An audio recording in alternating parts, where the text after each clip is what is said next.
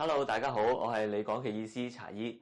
今日咧我講3個方法咧去預防感冒，提高抵抗力嘅。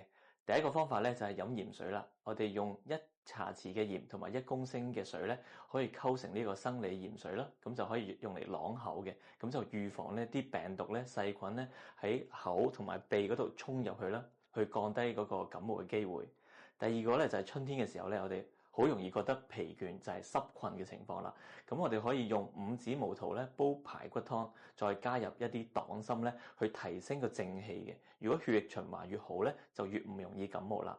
第三就係瞓得好啲，我哋夜晚瞓得好啲咧，可以加強抵抗力，預防感冒。咁就按一個安眠穴啦。安眠穴咧就喺我哋耳仔後邊，用4隻手指擺喺呢個耳珠嘅位置，中指指住嗰個位置咧就係安眠穴啦。通常按落去咧有啲酸脹嘅感覺，2隻手都可以按喎。